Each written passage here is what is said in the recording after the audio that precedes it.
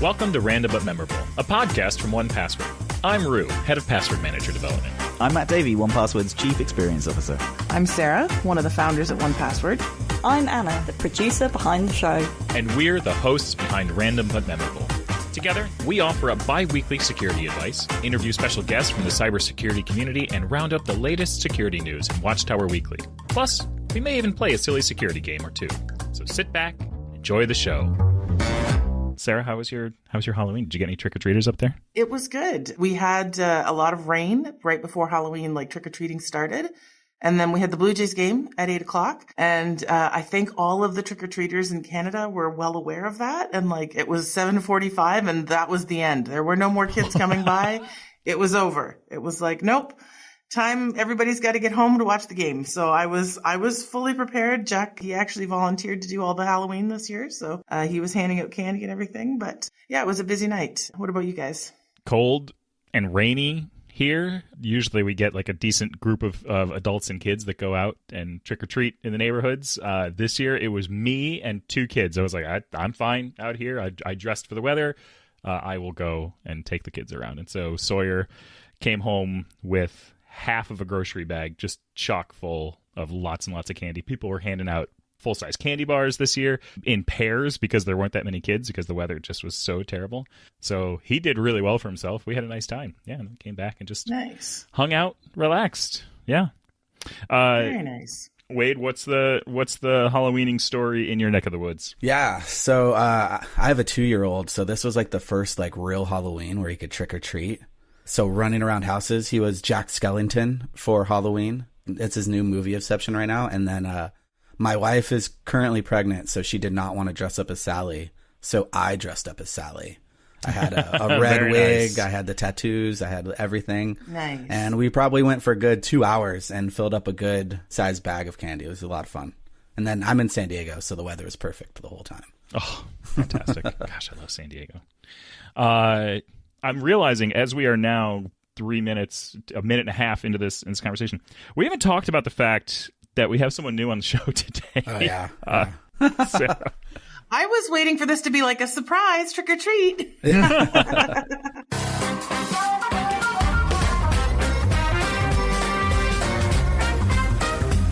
Everyone, please, I don't know why I'm asking people to clap. This is a podcast. Hey, everyone, we have Wade on the show today. Wade is going to be joining us as one of our new hosts. Wade, welcome to Random But Memorable. Thank you. Thank you very much. I feel like this was prophesized on my part a little bit because when I first joined, one of my really good friends told me about Random But Memorable because I had not known about it. And he's like, watch, you're probably going to be on it. And 6 months later, now I am. So it's pretty funny. It's wonderful. I love it.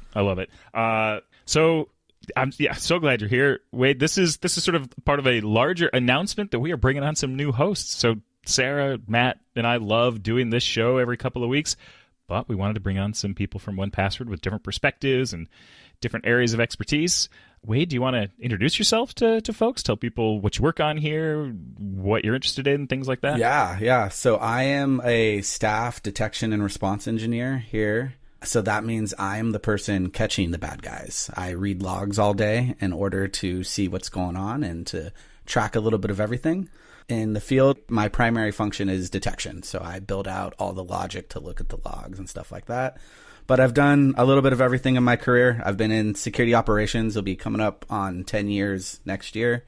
I've done threat intelligence. I've done insider threat, been a SOC analyst, a little bit of everything. I do a lot of community work as well. So if you would know about B-Sides, I actually run the B-Sides here in San Diego, as well as have several other podcasts. And I teach on the side. I work as a professor at one of the local colleges. So I do too much, probably. That's very cool. Well, we're very happy to have you here with us, Wade, and you're joining us for a very packed episode. Today, we're going to start with a deep dive into AI. We'll explain how the current wave of AI tools really work in Crash Course before diving into the different ways that hackers are impersonating popular AI services in Watchtower Weekly. And if that wasn't enough, later in the show, we'll be joined by Erin Bury, co-founder and CEO of Willful, a company that's helping to make estate planning more simple, accessible, and digital. I had a really nice chat with Erin. We talked about everything you need to have a digital estate plan, where to start. This topic can be scary. It can be intimidating. People do avoid it. but I encourage you to stick around. Erin really articulates why estate planning is so important and does so in a really beautiful way, and talks about just how empowering it can be when you've got a plan in place. So we're going to dive into what it means to manage your digital assets, exactly how to protect your online accounts for the sake of your loved ones. Something I definitely took away from the conversation was that it doesn't have to be solely focused on what you leave behind, but what you can do right now to simplify life for your friends and your family. Sarah, I know this is a topic close to your heart. I know that we've discussed it on the show before. I have to imagine that you're excited that we have Erin on the show today. Very much so. I'm really looking forward to, I always like having the conversation continue. I think what you said about her talking about it nicely, I'm always like, oh, is it a better opener than Boxer Pot? Boxer Pot. Oh, gosh. Wade, do you understand Boxer Pot from the context clues here? I do not. Oh, all right, Sarah, you better explain Boxer Pot to Wade. So this was something we started long time ago, me and my sister, talking about whether or not you wanted to be buried and put in a box or whether you wanted to be cremated and put in a pot. So it was just like a quick shorthand way when we were dealing with other family issues and things like that. And we just quickly did that and talked about it. And so then as I've had kids myself, it's been something that we sort of talked about with the kids, because trying to understand death and all this kind of stuff is really, really hard for children. And so Boxer Pot is also simple, but it can also be funny, and it just makes it a little less scary, I find. So that's how we talk about afterlife choices. All right. Which is, definitely not, for the super sensitive of the folks around here. I'm definitely a pot person then. Nice. Very nice. Sarah, do you want to kick us off? Crash Course Weekly. Into some Crash Course? Yes. I would love to. Mixing things up on the show today, we're going to kick things off with Crash Course. We talk about AI a lot on the show. It's really impossible not to, and how it's going to impact cybersecurity. Today, we're going to go back to basics and break down what actually is AI in 2025. We could spend all day talking about this. Instead, we're going to give you a bluffer's guide, just enough tools to get by and understand what's powering some of the latest tools. Roo, I'm going to let you take this one away today. Okay, that sounds great. Thank you, Sarah. In a nutshell, AI refers to systems that perform tasks normally associated with human intelligence. There are many types of AI, but today we're going to be talking about the transformer model. You can insert your own transformer sound effect in your head here. I won't be doing it. There you go. Thank you. The transformer model is the AI architecture behind all the major large language models that are available today. This includes things like OpenAI's ChatGPT, Google's Gemini, Anthropic's Claude. LLMs are a type of AI that work with text, including natural language and computer code. The basic job of a large language model is to take input from a user, so a question, a prompt, and provide an intelligent response. How does it come up with that response? It starts with how an LLM is trained. First, in the pre-training phase, an AI team uses automated tools to crawl the internet, very similar to how search engines work. They crawl the internet looking for information so that when you search for something in Google, Google knows where to find it. And these crawlers ingest huge amounts of data. This data is then reduced to a statistical model consisting of variables called parameters, which represent a summary of the underlying data. And this is the basis of the new AI. Then, in the fine-tuning phase, people called labelers create questions to ask the AI, along with pre-approved correct answers. As the labelers ask the AI questions, they take note of its incorrect answers and replace them with better ones, which are incorporated into the training data. This teaches the AI how to respond to specific questions with more detail and more accuracy. So finally, after all of those steps, the LLM is complete. And while it only took me a few seconds to talk through all of that, this is not a small job. When it's up and running, the AI can respond to all sorts of human-generated questions in real time. Everybody still with me here? Yeah. Mostly. I think for me, there's lots of, so we have AI, which is artificial intelligence. And then we've got LLM, which is the other popular one. And nobody uses LLM, I'm assuming, because it's a 3-letter acronym, and AI is a 2-letter acronym that just sounds cool. But language learning models are really the backbone of your AI. And then it's just like an advanced Google search that's trying to connect the dots for you in a really broken down layman's way, kind of, maybe? Yeah. So let me I'm going to poke at a couple of things here, Sarah, because I think it's important for the understanding of this topic. Yes, please. Artificial intelligence is sort of the broad, common term for what we're talking about. Large language models, LLM, are a type of AI. But what's really important to realize is that there's not really intelligence behind them so much as there is predictive algorithms. And so a large language model will actually, when you ask it a question, when it begins to answer, it is actually predicting what word it should put next in order to make the most sense. So when you ask it a question, so Sarah, like, pick a question, pick any question that you might find yourself typing into ChatGPT. How do I get salsa stains out of the carpet? Okay, so the LLM will create a response to that by predicting what word should come next. So it's important. It's not thinking. There's not intelligence here. It is very, very accurate guessing is like the way to think about it. Like the predictions are kind of like card counting. Yes, the predictions are very high accuracy. So LLMs break down words into units called tokens, which can be words or parts of words. And the model's parameters determine what token to select next. There's a mechanism that adjusts the weighting of parameters on the fly, which helps the LLM identify which words are most important, and then it adjusts its responses. The LLM even considers its own output. Each word it chooses influences what word comes next. It then strings appropriate responses together repeatedly, generating whole sentences that may seem quite intelligent or at times even human-like. This is why if you go into ChatGPT and you ask it something and you watch how it responds, it is streaming those words back to you, like it's typing them out, because that's really kind of what's happening. So I'm sure that we'll go into agentic AI or other forms of AI in future episodes, but the transformer model and large language models are the thing that people are talking about the most these days. It is what, when people talk about AI today, they are likely talking about LLMs. Does that make sense? Wade, thoughts?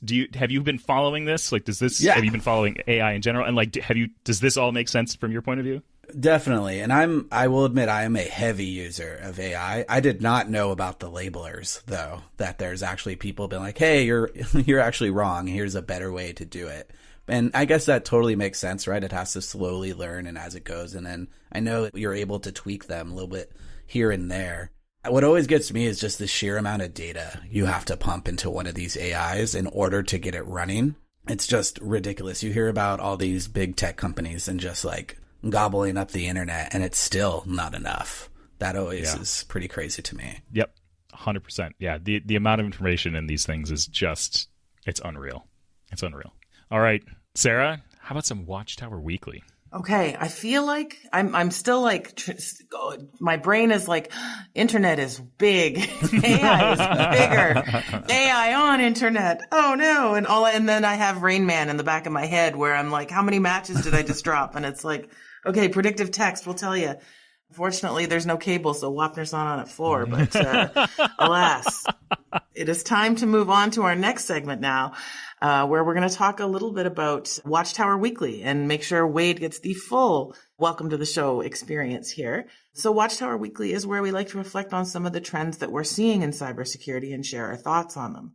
Today, we're going to talk about AI impersonators, the darker side of the AI hype, and how cyber criminals are taking advantage of it.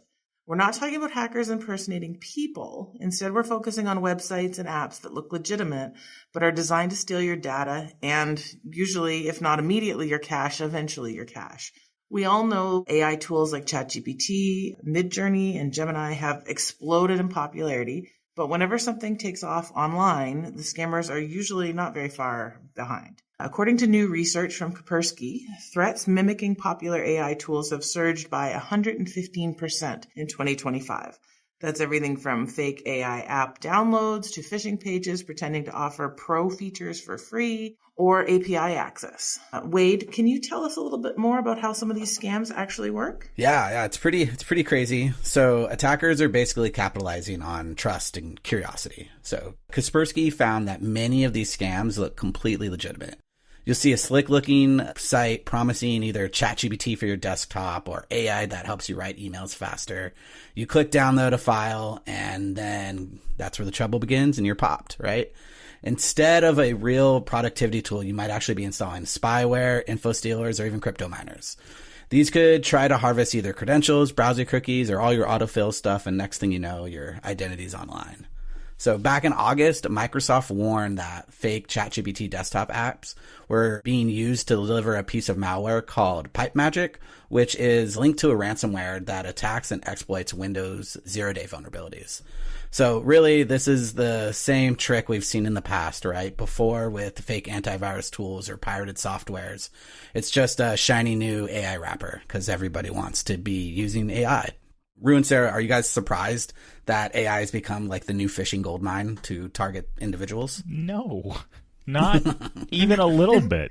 Yeah. No. Yeah, I wish I could, but yeah, I've got to go with no. I think, again, it's one of those where the number of texts that I get and the number of emails and the, hey, here's your invoice for your renewal of services and all of those sorts of things that continue to pop up in my inbox that continually look better than they did the last time they did. Having someone redirect me to a site where AI is there to, oh, of course this is a real site. Here, let me give you some very real sounding information as you try to verify this before you give me your important personal information. It doesn't surprise me, sadly. I think it just comes back to we have to just be even more vigilant with who we're going to give our personal information to. It's not just about plugging in a name and a password into a robot anymore. It's about really trying to figure out who you're giving your data to whenever you're online. I think what gets me with all of these things is just, it continues to be just how good everything looks. Like the websites look legit. When they send you the emails, like the headers, the footers, the colors, everything really looks good. And so when you've got all these influencers on top of that, talking about the next big app and, oh my God, guys, you won't believe what I just found. Check this link out. Pushing things like AI resume optimizers or chatbots that will rate your performance reviews. Some of these are real tools and others are links to shady sites. Every legitimate tech company has also added AI to their official marketing website, even when there's not really a clear use for it. And that just makes it even harder to spot these kinds of scams as attackers are blending in with legitimate AI innovation. And it's not always obvious who's behind what. Cybercriminals are then using SEO, search engine optimization, to get popular fake AI tools loaded with malware to rank high on Google. Have either of you guys come across any suspicious AI tools that have been floating around online? I don't think so. And which worries me maybe a little bit. But no, I don't think that I have. I don't think I would use something that's not pretty mainstream and well vetted and vouched for.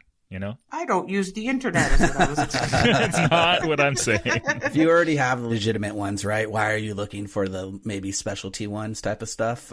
So I have had a subscription to one of the bigger ones for quite some time, and I've usually used that one the entire time. But I've seen plenty of articles out there of someone downloading an LLM, and next thing you know, they get popped and their company gets hacked as well. And all that sort of stuff. And there are also some weird specialty ones out there that I'm positively sure that are just chock full of malware when you install them. So it's the typical play, I think. Yeah, that sounds right. Yeah, but it's not just fake apps anymore, right? It's even phishing emails are getting the AI upgrade. So new research published by Yubico found that adults can't tell the difference between real and AI generated phishing emails anymore. Only 46% of people could correctly spot the fakes. It's a huge wake-up call because it means that these scams don't even have to be sophisticated to work. They're just believable, right? The days of finding grammatical or spelling errors are gone. They're all going to be using these AIs in order to sound perfect. And maybe someone threw a thesaurus at it or an M- or two.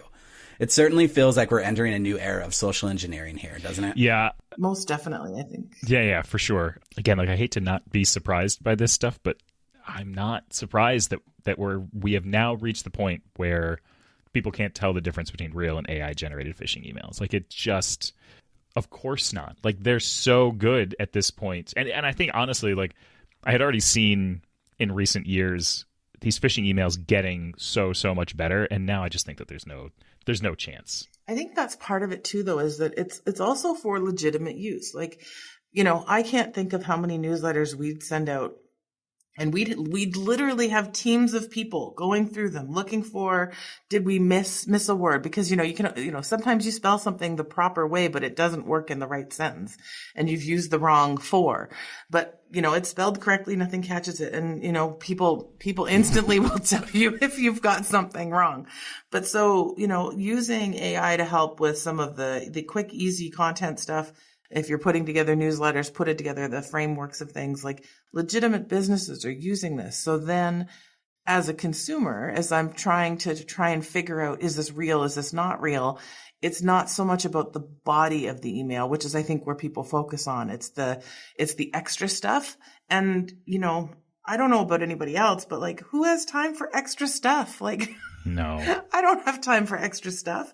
So I think that's really where the challenge comes to the consumers and people that are trying to just get by with their lives every day, is really trying to figure out, is this something I need to put my information into or not? Because the actual like content, the meat of it, the part that's drawing you in, it could be legitimate, it could be fake, but it's the entry point of, where does my data go? That's where you really need to pay attention. Yeah, totally agree. And the thing is, like, it's only going to get trickier. Threat actors are starting to use AI to generate these fake landing pages, chat interfaces, and even voice assistants. We're basically watching phishing evolve in real time. And this isn't your old school Nigerian prince scam anymore. It's a download this cutting edge AI model scam. Wade, do you think people can actually stay safe out there? Like, do you have any tips as our resident Dart expert?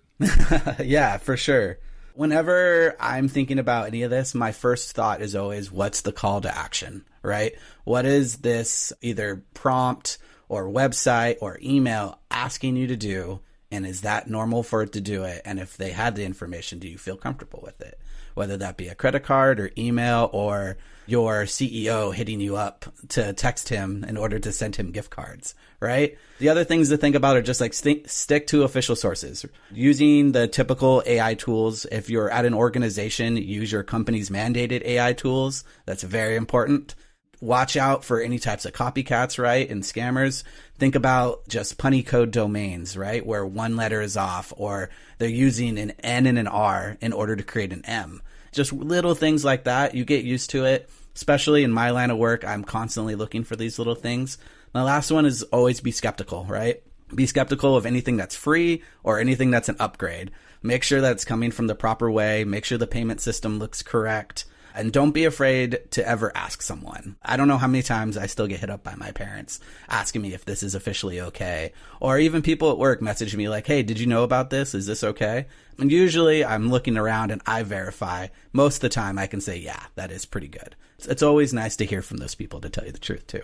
I'll add one more thing is, don't skip your updates. So like we heard about the malware beforehand, where it was leveraging Windows 0 days, right? Updating your computer and your browser and all that thing is probably one of the most important things you can do. It's one of the ways malware actually gets in.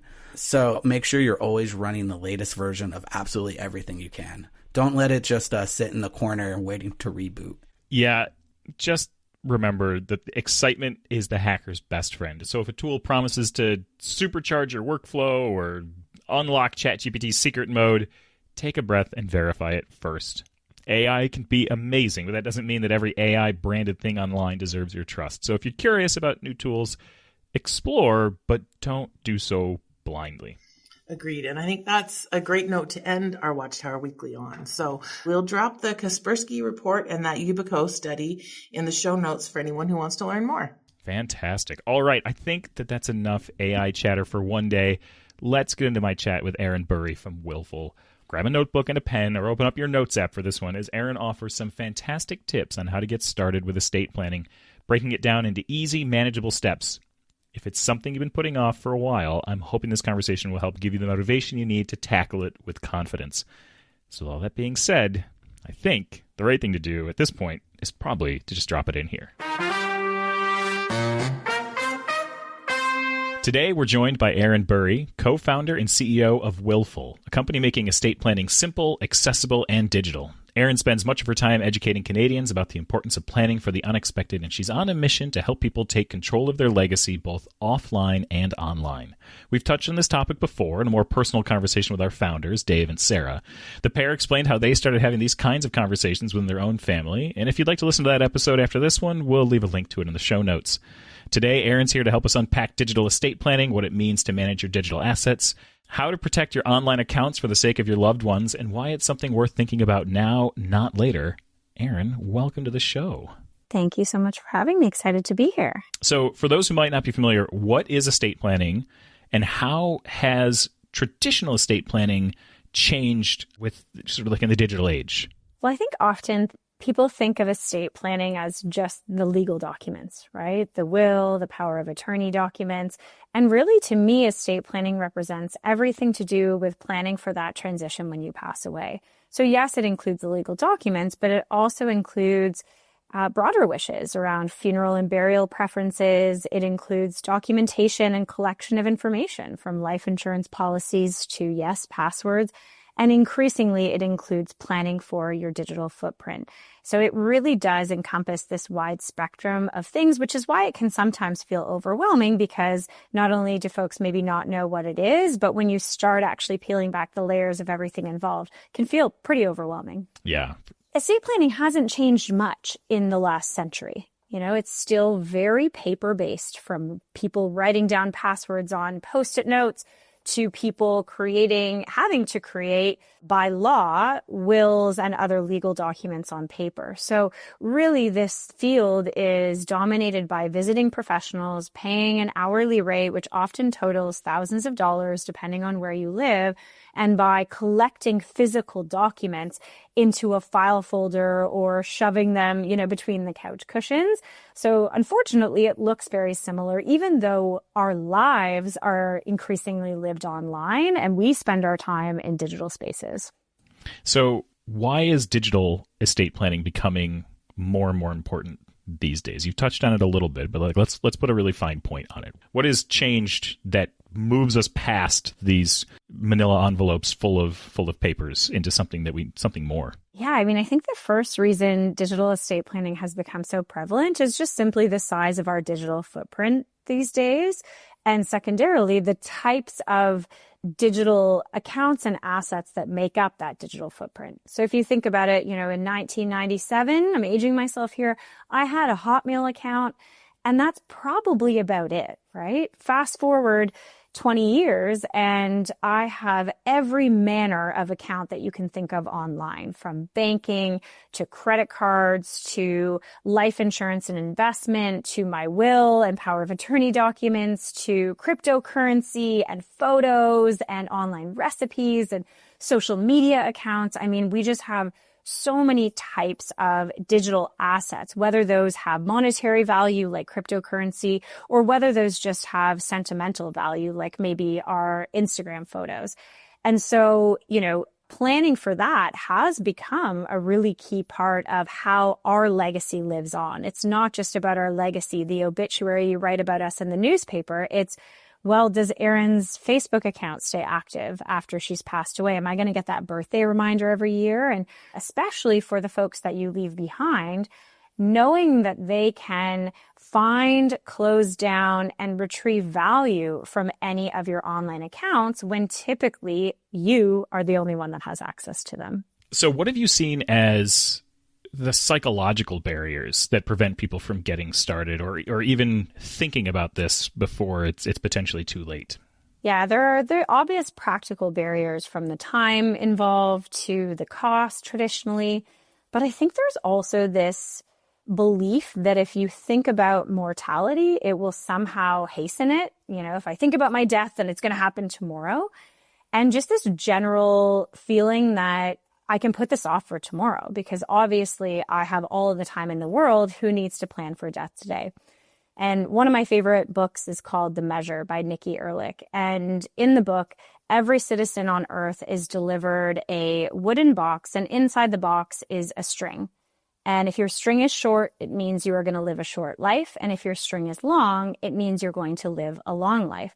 And inevitably, depending on the length of each person's string, they live their lives and think about their life very differently. The short stringers, as they call them, are much more likely to take risks and chances and to prioritize those bucket list items sooner, and much more likely to confront and face their own mortality.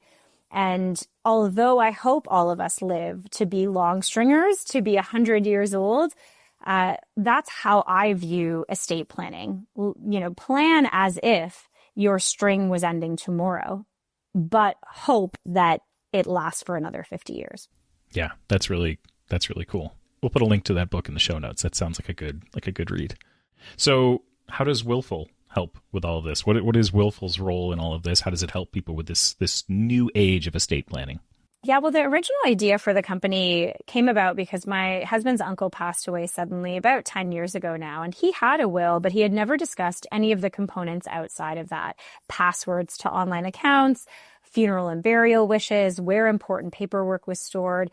And so the original mission of the company, and that still maintains today, is how do we reduce burden on loved ones when someone passes away? How do we make sure that they have the information and that they know the person's wishes so that they can honor them and have a logistically just easier time, right? It's really difficult to process the death of a loved one. It's even more difficult if you have no clue what they would have wanted, where things are stored. It becomes a wild goose chase.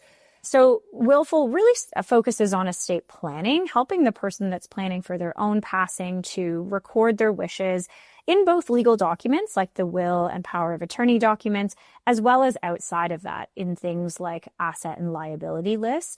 And so, we are a complement to tools like 1Password that are storing the actual passwords and the login information. We're more so helping you put together those high-level wishes. Again, with this idea of nobody loves to think about mortality. That's something Dave and Sarah talked about when they did their podcast on estate planning. It's not something we sit down at the dinner table, talk about as kids. It's not something we learn about in school, but yet it's something that every single one of us will go through when we lose a loved one, and every single one of us will pass away at some point. So it's one of those taboo topics, but that really should be more at the forefront, especially since we're in the middle of the largest generational wealth transfer in history. And there's going to be a lot of money changing hands and, more importantly, a lot of digital accounts changing hands. When we started talking about this, we talked about sort of the way that estate lawyers are still very paper-based today. Are you seeing a shift towards digital, like taking into account digital when working with a traditional estate planning lawyer? Or is that a gap that you see Willful continuing to fill because so much of the traditional estate planning is still stuck back in a pre-digital time? Yeah, I mean, if you live in a place that has options to create your will online, chances are the most annoying part of that process is going to be printing out your document on paper and signing it in front of witnesses. And that's because in most jurisdictions, from the US to Canada to countries abroad, there still are these pretty archaic laws that require wills, powers of attorney documents, and other key documents to be physical paper documents with wet ink signatures. Now, the real catalyst to change this was COVID, right? In COVID, we weren't really able to get together with witnesses and we weren't able to go into a lawyer's office. And so we did see that I think it's about 15 US states now allow digital signatures on wills. There's one Canadian province, British Columbia, that allows electronic signatures on wills. And some states and provinces allow virtual witnessing. So it still has to be a physical pen signature on a piece of paper, but I can actually witness it over a video conference instead of getting together with you in person. So there's certainly been progress, but by and large, the default is still very paper-based. And also, I think there's not a lot of awareness about the fact that you can actually do these things online, right? Just like 1Password is probably trying to educate people every day. Hey, you don't have to write your passwords on a Post-it note and remember 72 passwords. We are similarly, my biggest job, I always say, is education. Education about what estate planning is, what a will is, and why it's important, and what happens when you pass away without one. But also education about the requirements to make one, because in most countries that you can absolutely go through that process online, but there still is an offline component. So my hope is that in the next 5 to 10 years, we see governments really recognize that this is a huge limitation. Most Canadians and most Americans, any research that comes out about wills shows the majority of people don't have one. And yes, that's because they can be uncomfortable to think about. But the biggest barriers are cost of going to a professional and the ease of getting one done. If we could remove the paper barriers and make it more affordable, I genuinely think a lot more people would have these important documents in place, which would be so helpful to their loved ones. Yeah, for sure. For sure. How has the actual process of writing a will changed over the years? Like, what have you seen to be the biggest difference? It's interesting because the process is very similar to what it was 100 years ago. Even when you're creating your will online, it's really just making a few key decisions. And this is what I always find interesting about creating a will. Folks tend to make it into this impossible task on their to-do list. Well, I can't make a will. I don't have 10 hours. I don't want to gather my tax returns and my investment statements. And realistically, a will is a very high level document. It does not contain a list of your assets and liabilities. You are not including your bank account numbers or your passwords. It is really a very high level document that says who is going to act as my executor to wrap things up when I'm gone, who's going to get my assets, and who's going to take care of any dependents, whether that's minor children or maybe even pets. If you have the answers to those 3 questions, you can create a will online in less than 50 minutes for under $100 in many countries. In many countries, including Canada and most provinces, you can even write a will on a piece of paper. Obviously, you have to know what you're going to write, but that's really a lot of the education we do. Is it's not as hard as it used to be. It used to be that you had to make an appointment in a lawyer's office in the middle of the day. You had to pay a lot of money. And if you wanted to change your will, you had to go back and pay hundreds of dollars. Whereas now it's just like tax software. You can use a tool like Willful or Trust and Will in the US or Fair Will in the UK or Willed in Australia, depending on where you're listening from.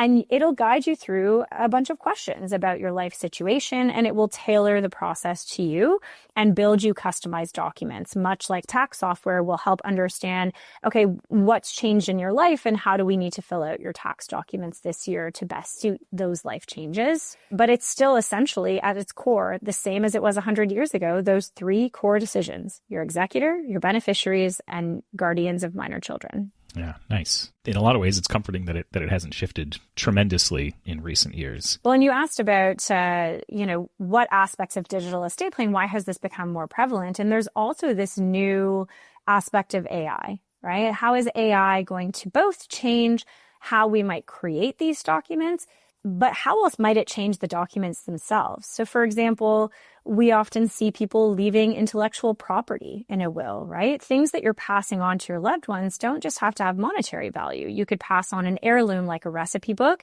You could be passing on shares in a company versus liquid cash. You could be passing on intellectual property.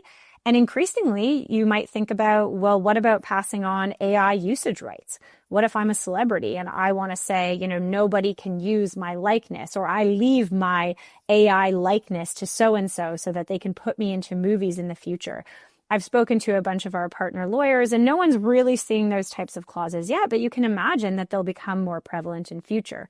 And you can also imagine that as we ask ChatGPT where to buy the best pair of boots or a million other questions, we're increasingly going to look to AI tools to help us decide how to write our will, to maybe interpret a will that we wrote 30 years ago, and to advise on changes. So I think what won't change is that people still want that human touch when they're doing their estate planning, because it is, a heavy, important topic. I want to talk about what might happen if someone doesn't have a good representation of digital instructions or digital handover, or basically how to handle their digital life in their will at the time of their passing. What are the implications here that people might not be thinking about? Great question. So it's quite standard these days to include a digital assets clause in your will, and that empowers and gives the legal authority to your executor, the person who's managing your affairs after you pass away and putting the wishes in your will into action. It gives them the right to access your digital accounts and to do whatever you may have instructed. If you didn't instruct anything, then they might just use their judgment, shut down the Facebook account, close online banking accounts, etc. If you did include instructions, then they would follow them, download all my Instagram photos before you close it, etc. If you don't have one of those clauses that is instructing the executor, then either the executor has to go directly to each company that you have an account with and provide proof of their role and all of these various breadcrumbs that can prove their right to access, or they're going to be kind of left without that legal authority and they're not going to be able to access those accounts at all. And so the best practice is to include a digital assets clause in your will, either with or without specific wishes. Mine doesn't have, our willful clause is quite general. It just says, hi, my executor has the authority to wrap up any digital accounts or to do what they need to do with them, but you can get much more specific if you work with a professional. The next best practice is to appoint legacy contacts when possible on each of your digital accounts to make that so much easier. So for example, Facebook has a memorial contact. I have appointed my sister in that role. When I pass away, she can then easily access that account without having to go to Facebook admin or to use my password without authorization, since that's really against the terms of service in most of these providers. You can't pretend to be someone else.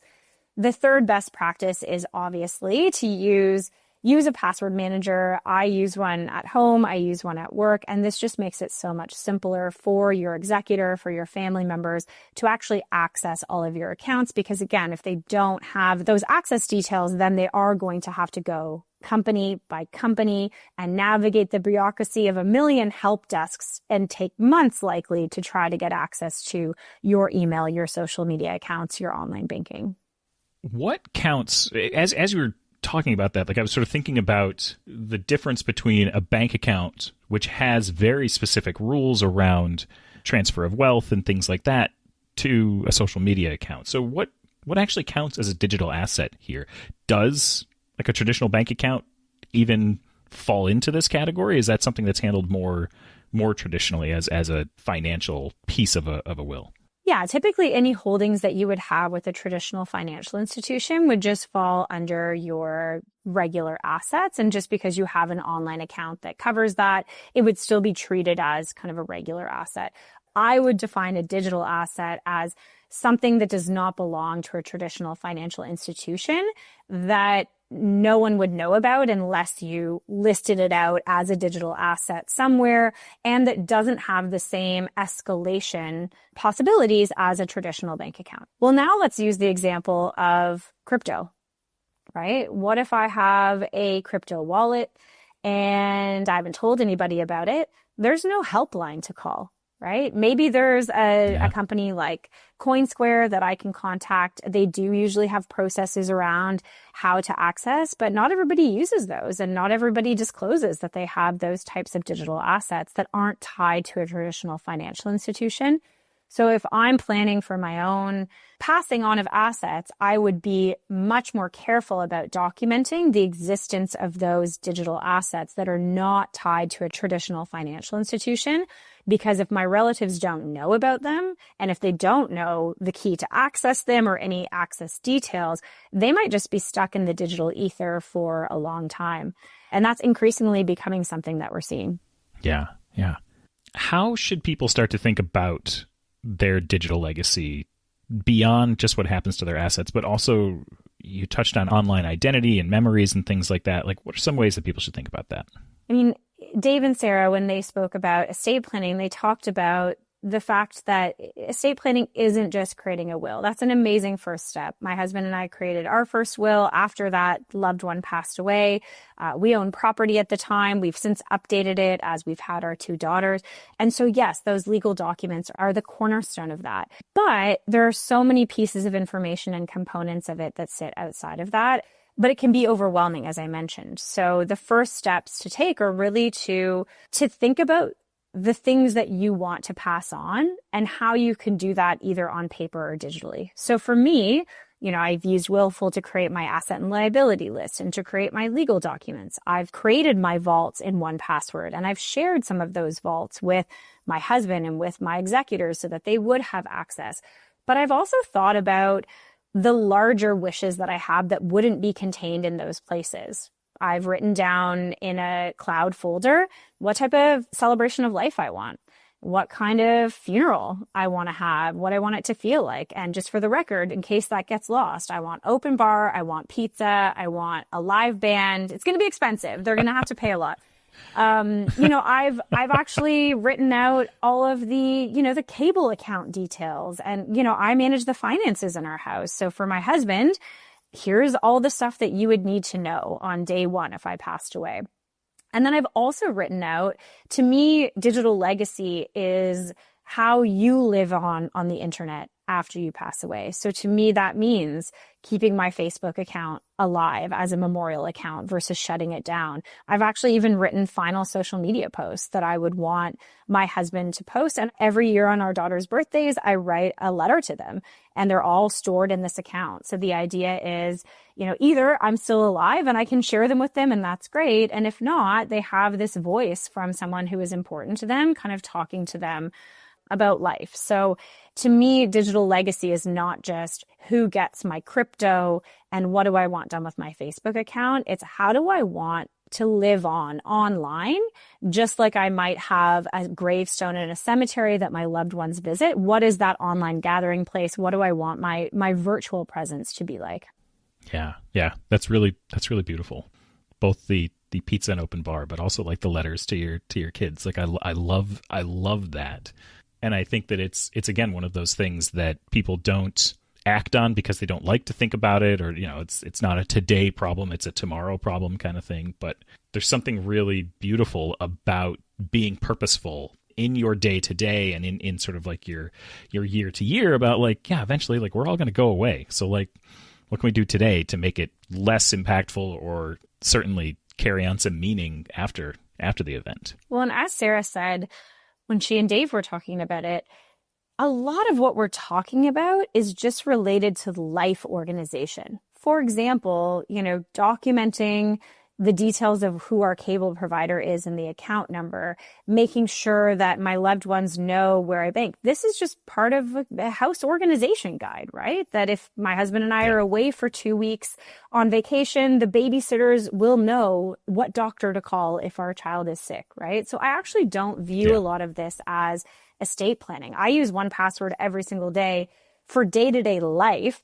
There's an added benefit that if I were to pass away, I have a shared vault and somebody is going to have those instructions, but there's a ton of value to me today. Same with those letters to my kids. I was actually just with a friend this weekend who said she opened an email address for her son when he was born, and she emails him random things all the time. If they're out at the farmer's market, she takes a nice photo, she'll email it with a line or two about the great time that they had.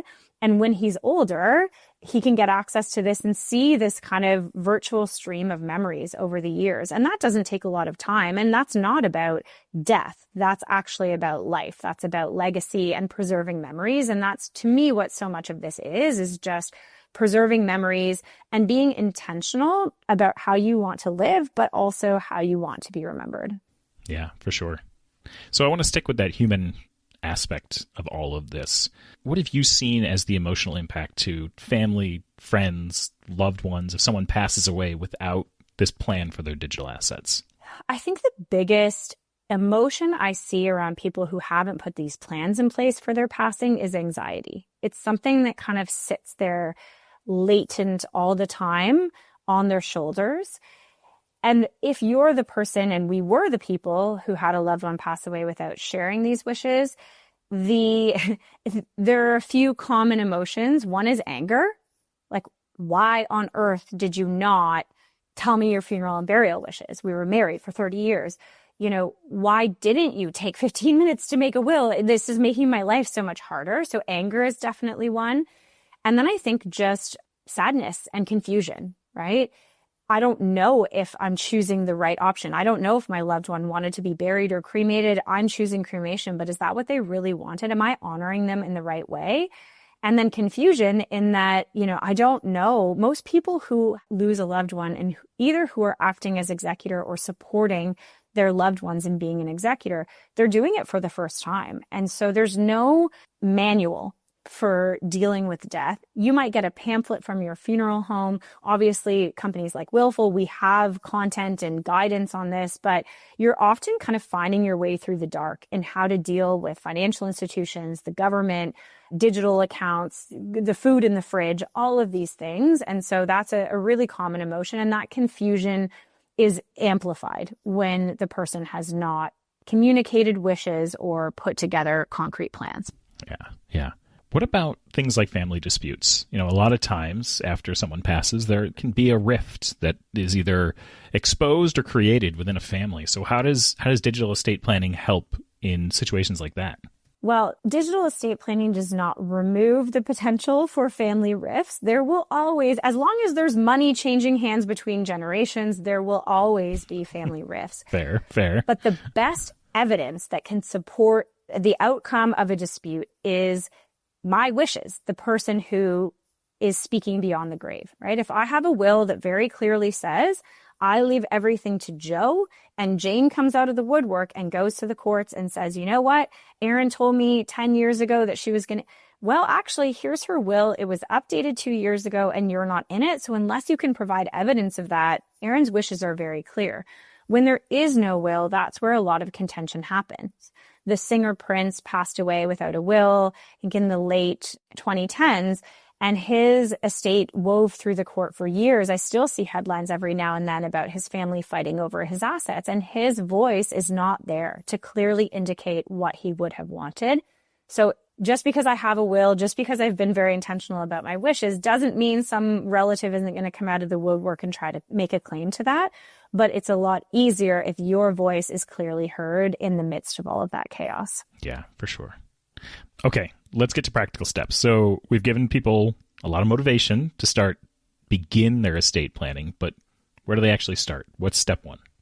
Step one would be to create the legal documents, because those are the documents that are going to give your executor the authority to do all of this on your behalf, to manage your digital legacy. So you can use a tool like Willful, you can visit a professional like a lawyer, or if it's legal in your country, you can even write it on a piece of paper. But that's really the first step, and not just for when you pass away. Power of attorney documents are also really important. They give someone the authority to act on your behalf if you're incapacitated due to illness or injury.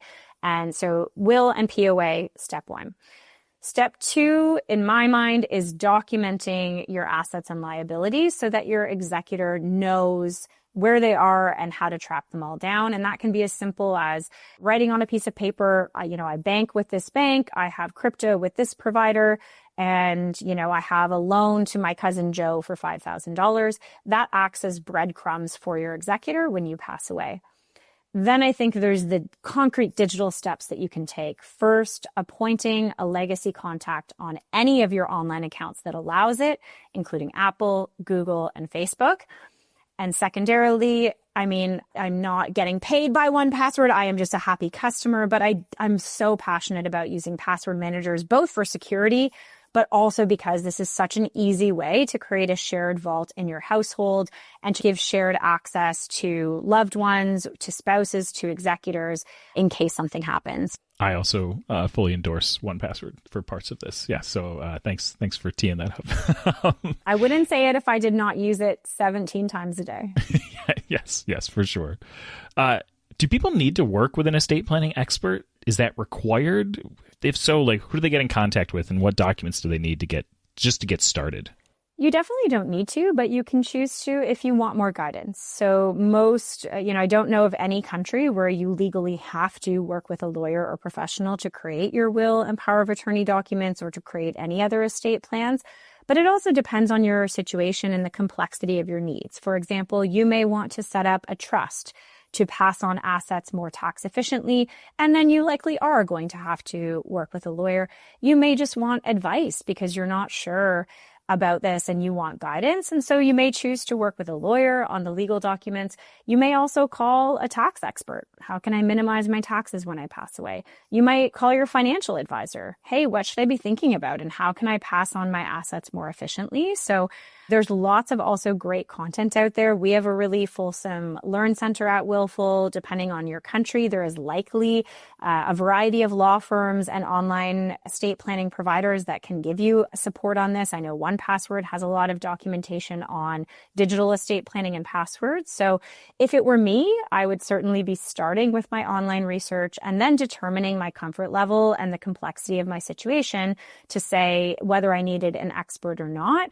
Just remembering that paying to work with an expert can be, especially if it's a lawyer, cost prohibitive and a bit more expensive, but they're also able to handle much more comprehensive and complex situations. What about storage of the sensitive information? Like, does Willful help people store sensitive information? You know, we've talked about passwords, we talked about accounts, we talked about access instructions. Once you've got the will and you've got everything written down, like, how do you actually keep it safe so that it can be found by people after your passing? Well, this is the million-dollar question, right? Because as I mentioned, in 9 out of 10 Canadian provinces, in the majority of U.S. states and in a lot of other countries, your will has to be a physical paper document. So we don't store executed wills on Willful simply because the original copy has to be a paper copy signed with a pen. So most people store their wills. I have mine sitting on my desk right here. Most people store them in filing cabinets, in banker boxes or filed folders, maybe in a safe or safety deposit box. I've even known of people to store them in the freezer because if there's a house fire, that is the least likely to get ruined.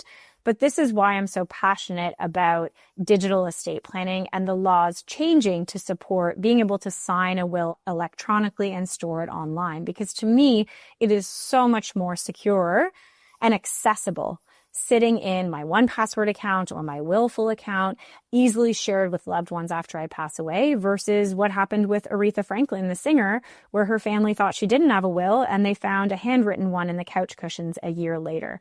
A paper copy is so easy to misplace, to be destroyed, if a glass of water spills on it, to be lost during a move. Now, obviously, there are considerations there around the security of the places we're storing this information. But I think for me, especially as a digital native, I would much rather, keep it in one digital place versus a physical file folder. I trust that in 10 years or 20 years or hopefully 50 years for me at age 40, that my family will be able to access digital files much more easily than paper. Yeah. Is there a good reason to make a digital backup, like a digital copy backup of your physical will? Or is it in these places where you have to have that physical copy, does it even help in those cases? Excellent question. It depends on the jurisdiction. So in Canada, there are several provinces that have a law called substantial compliance. And what that means in plain speak is if my executor can't find, or my loved ones can't find the original paper copy of my will in Ontario where I live, they can provide a copy, a digital version of it that I might have emailed to a family member, and the courts can rule that can act as my original will. So there is absolutely benefit if you're in a jurisdiction where that's allowed to store a secondary copy. Right now, we don't store those on Willful, but certainly something that we're moving towards. But for example, I could upload that to my 1Password account and store that there. And that could be used in the event that my family could not find the original copy. We've talked a lot about giving people access to your online accounts and setting up stewards and things like that. How do you balance privacy and security against this accessibility that you want loved ones to have after you pass? It's such a good question. And this is something that Dave and Sarah spoke about on their episode of the podcast, which is also a great listen.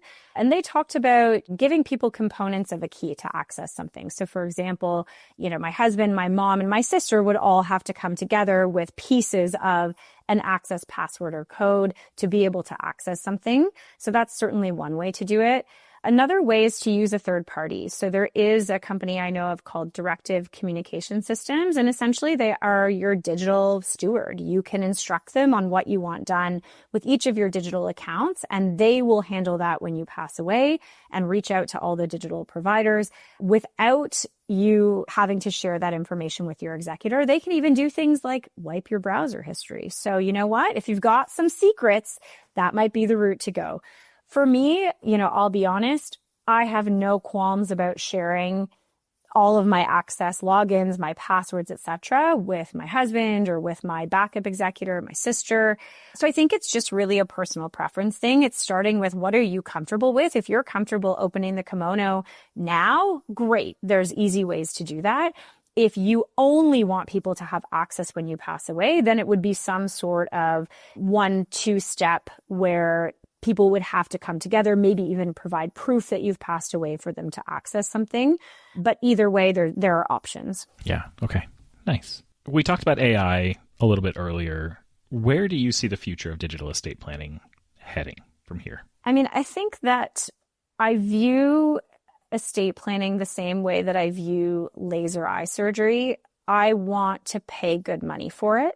I want quality. I'm not looking for the cheapest deal. I think that AI will be an amazing companion and tool to help guide me through my estate plan, to help recommend changes to outdated estate plans, to answer my questions at 3 a.m. when the human support agents have gone to bed. But I still trust human lawyers who we've partnered with to draft the legal content itself. Will that change in the future? Probably at some point, but I think for now there is that level of trust still in humans. I do think that the laws will shift to support more digital processes, to support creating legal documents online, executing and storing them online, and therefore making things more accessible, both for people to create their plans, but also for loved ones to manage them after they pass away. And I also think, so we haven't even touched on the court process after you pass away, this probate process, which can be very cost prohibitive and time consuming, and you often have to get a professional involved, and it costs governments millions and millions of dollars to go through all that paperwork. So I also think a lot of these government processes will move online. You'll be able to get a grant of probate online. You'll be able to do any number of government processes like asking for a death certificate online. So my hope is that the result is, again, reduced burden on families, just being able to more easily close up someone's life by accessing information and processing those tasks online. You've mentioned a couple times that you can go and set a legacy contact for your different accounts for Apple, Google, Facebook. Are there different levels of support that you've seen from the different companies about how they support this process and how they make it accessible and easy to use and support the people who then have access to your accounts after you pass? Yeah, it's interesting. For the amount of digital accounts we have today, there are very few companies that have a seamless process for passing on an account or giving someone access to deal with it. I've mentioned a couple in Facebook, Apple, and Google. To my knowledge, none of the other social media providers allow you to appoint a legacy contact, which means that my loved ones would have to navigate their phone tree or their help desk process and probably provide evidence like a death certificate and other materials to be able to gain access to my account, which can be very, very time consuming and prohibitive. Not only for the people trying to gain access, but also for the companies themselves. I mean, think about the number of people on a platform like Facebook that have passed away over the years and all of those people's families trying to get access. It actually behooves these platforms to have a really seamless process for people. But unfortunately, most of them, it's sending an email, it's waiting, it's taking months to get access, which can feel like eons if you're trying to wrap someone's life up in a timely manner. So I do think that we'll see a shift where more and more companies will allow you to appoint a legacy contact and at the very least provide a really clear path for loved ones when someone passes away to get help. Is Willful collaborating with any tech platforms or government bodies or anything to streamline this post-death account access process? It's interesting. Last week, my co-founder / husband, Kevin, was at the Trust and Will Generations Conference in New York City, where they talked about exactly this topic. How might we create a coalition, a cross-border coalition of estate planning advocates who are pushing for digital change and to work with local governments? We have absolutely been advocating for that at home. directly with governments. And we saw BC implement digital wills, which is great. I don't want to take any credit for that, but we are there are a lot of law societies and kind of legal regulators that are also trying to create a bit of a bridge, right? We're a part of a couple innovation programs through these provincial law societies that are aiming to bridge the gap between the profession and technology. And I do think that those programs, which exist all around the US and likely around the world, will help to move the needle and make sure that the voices of the innovators are heard and not just the traditional professionals. Nice. That's really cool. Yeah, it's great. I love when companies can get involved in this way to help set meaningful legislation that makes lives better in general. So that's really cool. Okay. So for people who haven't started doing any estate planning yet, they've listened to this whole episode. They're like, this sounds great. I'm in. What is just like a simple step that they can take today that gets them started on this journey? Well, I mean, I'm obviously biased with starting with the will, but you could Google online wills in whatever country you're in and not even start your will, but just start to understand the decisions that you'd have to make. Write down on a piece of paper or in the notes section of your smartphone, who would be your executor to wrap things up when you pass away? Who do you want to get your assets? Who would be the guardian for your minor children or your pets if you have them? By starting with those 3 decisions, you will be empowered to create a will much more easily if and when you decide to do it, regardless of what method you choose. And then the second thing I would recommend is appoint those contacts. Open Apple, open Google, open Facebook, appoint a memorial contact or a legacy contact who has the authority to deal with those accounts. Takes about 20 seconds per account, and it would make a huge difference when the time comes. Nice. And then for people who want to find more about Willful and any resources that you have there, services that you provide there, where do those folks go? Well, if you're in Canada, because we serve Canadians only right now, we are at willful.co, willful.co. And again, if you're not listening from Canada, there is an equivalent in your country that you can find that likely has a lot of resources for your jurisdiction. Wonderful. Erin, this was a great chat today. Thank you so much. And hope to have you back on at some point in the future. Thank you so much for having me. Awesome. That was wonderful. Thank you so much to Erin for coming on the show today. And I hope that the conversation that Erin and Roo have had, given you guys the boost you need to get started with your estate planning. And even if it's just taking that first step of just thinking about things. So now we're going to move on over to Ask 1Password, where we answer all of our listener questions. Today, we have an email that's a perfect question for Wade to help with, given his role in security here at 1Password. So here we go, Wade. This one is from Logan, who says, I love the podcast and have been listening for a while. One thing that often crosses my mind that I don't think you've covered on the podcast is that I would love to know what are the DLP protections that 1Password provides and how do they work? What can my employer see? I'm going to insert a question here on behalf of our listener, Logan, here to say, what is a DLP protection on top of that? I think it would be a great topic for the podcast, and y'all do an excellent job of explaining the topics you cover. So, Wade, on behalf of Logan and now myself as well, please, what do you got for us? Yeah, so I will start off the bat and say 1Password, we are definitely not a data loss prevention tool or product, right? But we do provide some context on how we do protect data.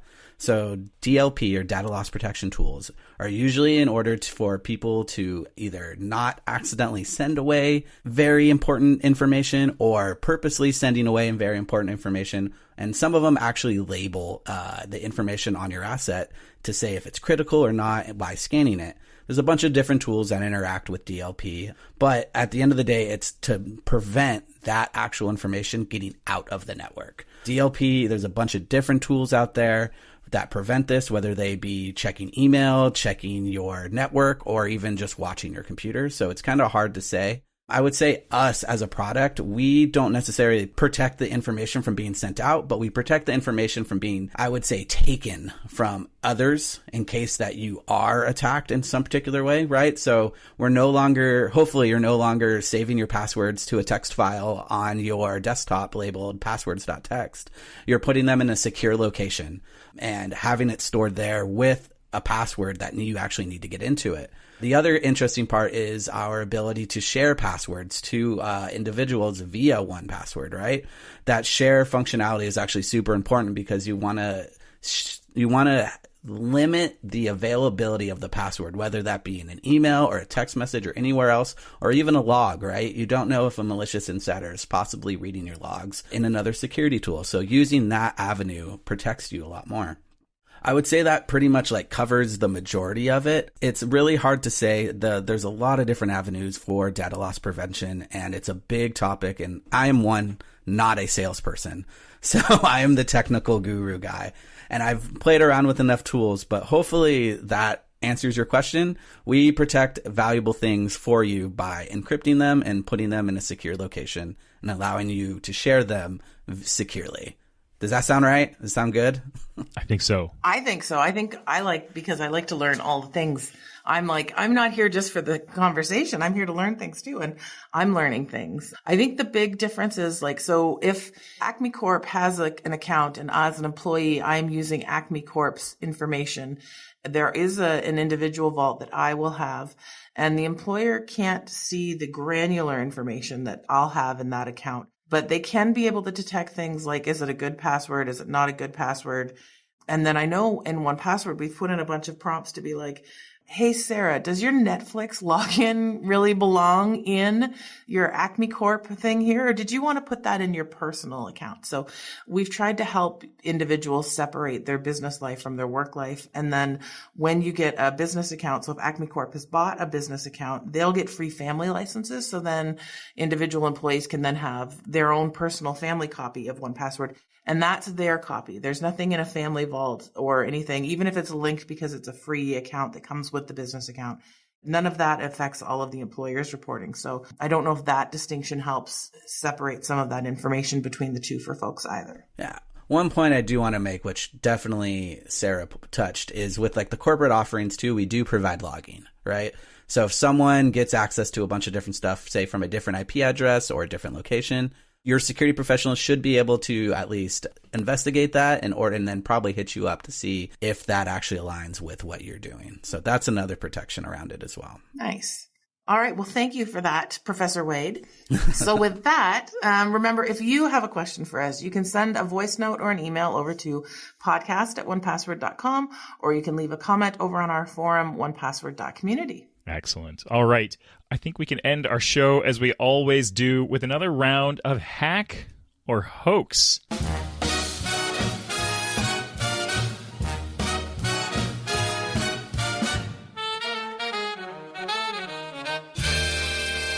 Okay. So welcome to Hack or Hoax. For Wade or any of our new listeners, here's a quick refresher on how Hack or Hoax works. Each episode, we bring you an intriguing tale from the world of cybersecurity.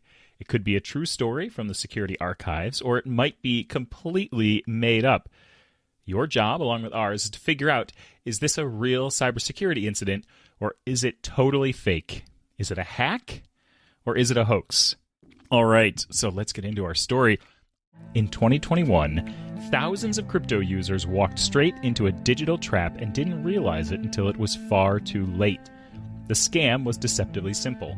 Crypto investors looking to deposit funds into their wallets often used QR code generators to convert wallet addresses into scannable codes. But some of the top results on search engines boosted by paid ads and search engine optimization weren't legitimate tools, they were scam websites. These fake generators produced QR codes that looked real, but were hard-coded with the scammer's own wallet address. So when users scanned the code and sent their crypto, the funds bypassed their wallet entirely and went straight into the scammers. Because there were no error messages or suspicious redirects, victims didn't suspect anything. Many assumed the transactions had worked, only discovering days later that the funds were missing. The scale of the deception was enormous. One scammer reportedly made over $1.6 million in a single week, simply by hijacking trust in everyday tools. It was a sharp lesson. In crypto, trust isn't given, it's verified. So, Sarah, Wade, is this a hack or is this a hoax? There's not enough specifics here to really let me know any of the stuff. I have to assume that this is legitimate because I've seen a gazillion of these where it's, it's not, you're not supposed to be doing that, but then you're doing it. And I think that this happens all the time. And I think it goes unreported largely because people are like, oh, I wouldn't want to tell anyone I've given everyone my access because I clicked the wrong link. So I think this is legit. I can easily see this happening, especially with QR codes. I will tell you, I've played around with stuff like this myself, especially during COVID when everyone was scanning QR codes for menus, but we won't dive into that.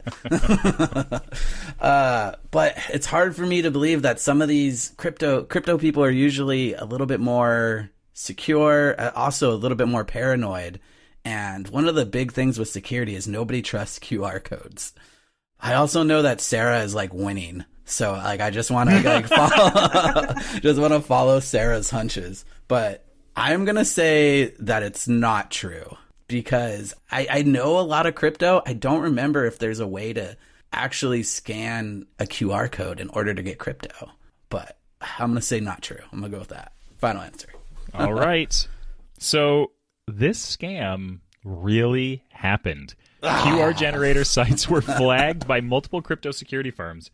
And in 2021, it was found that 4 out of 5 Bitcoin QR code generators are complete scams. You can read more about this on CNN.com. We'll put the link in the show notes. That's a good one. I like that one. That's what I get for trying to be special and not going with Sarah. Welcome to the club. Welcome to the club. It's no longer lonely here, which is nice, but I am a frequent resident. And much like the rest of the theme of this podcast today, it's hard to know what's real and what is fake. It's very hard, and I think the hardest part about all of this is that you go into life with a happy heart and you try to assume the best intentions from people. And then when something arrives in your email inbox, you have to immediately be suspicious. Wait, I'm not clicking on any links and go into a paranoid state, which is not conducive to trying to be happy and positive all the time. So, all right, with that, it is time to wrap up our show. So thank you all for listening.